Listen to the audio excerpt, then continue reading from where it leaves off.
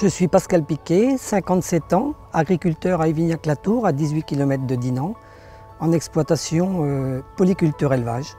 J'exploite une ferme de 165 hectares où il y a de la production de céréales, de maïs et d'herbes. Il y a 3 productions animales, vaches laitières avec un troupeau de 110 vaches laitières et la suite en traite robotisée, un atelier porcin naisseur-engraisseur de 210 truies et un petit atelier taurillon de 40 places. Également une diversification avec des gîtes ruraux.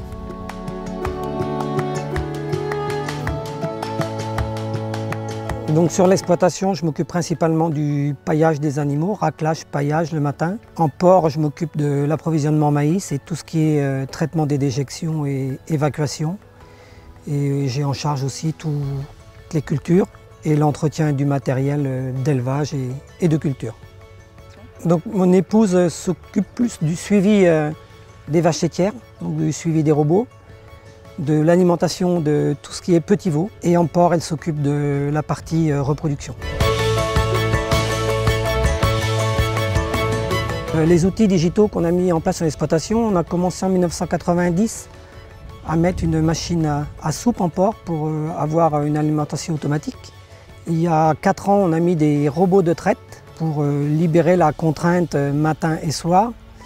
Donc si on a mis en place des outils numériques et de l'automatisation, c'est pour nous libérer des tâches physiques et pour aussi régler les problèmes de main-d'œuvre qui est difficile à trouver. Ils travaillent 24 heures sur 24, même sans nous. Nous, on fait le suivi et le dépannage quand on a des alarmes. Mais cela nous permet de démarrer à des heures irrégulières. On n'est pas tenu d'être à une heure précise. Donc les vaches laitières ont accès au robot 24 heures sur 24. Peuvent sortir en journée, on leur donne 4-5 heures de temps libre où elles peuvent sortir. Donc elles sortent et rentrent à leur gré.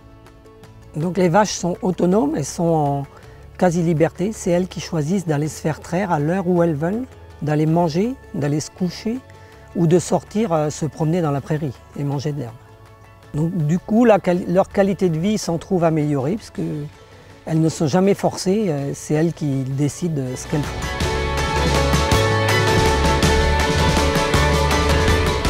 Je dirais que l'agriculture est un métier qui évolue très vite et qui évolue tout le temps.